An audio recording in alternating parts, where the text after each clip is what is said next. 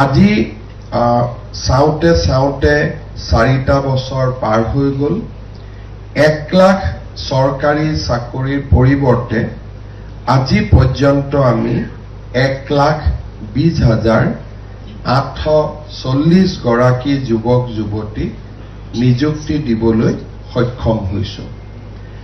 আজি সেই দিশত আৰু এখোজ আগুৱাই গৈ আমি 342 গৰাকী প্ৰাৰ্থীক পলিটেকনিক ইঞ্জিনিয়াৰিং কলেজত আমি নিযুক্তি দিবৰ বাবে ইয়াত সমবেত হৈছো।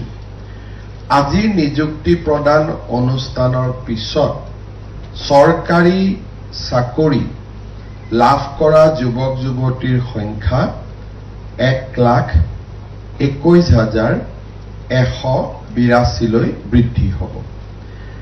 আমাৰ চৰকাৰে নিযুক্তি দিয়াৰ সময়ত আমি এটা কথা লক্ষ্য কৰিছিলো যে এই নিযুক্তিৰ এটা উদ্দেশ্য থাকিব লাগিব আৰু ই আমাৰ শিক্ষা ব্যৱস্থা স্বাস্থ্য ব্যৱস্থাক সুদৃঢ় কৰিব লাগিব।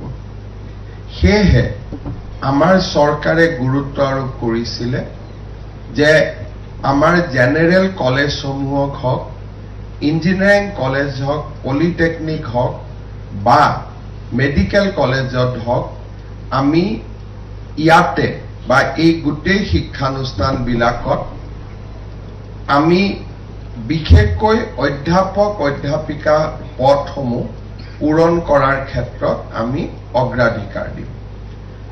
আপোনালোক সকলোৱে অৱগত যে অসমত মেডিকেল কলেজৰ নিযুক্তিৰ বাবে আমি অসম লোকসেৱা আয়োগৰ পৰিৱৰ্তে medical and health recruitment board এখন নিৰ্মাণ কৰিছিলো। তাৰ ফলত মেডিকেল কলেজসমূহত নিযুক্তি এটা ত্বৰান্বিত ব্যৱস্থাৰে হয় আৰু প্ৰায় ক্ষেত্ৰতে মেডিকেল কলেজত পোষ্ট গ্ৰেজুৱেট কোৰ্ছৰ ৰিজাল্ট দিয়াৰ দিনাখনেই আমি অধ্যাপক অধ্যাপিকাক নিযুক্তি দিয়াৰ বাবে চেষ্টা কৰোঁ।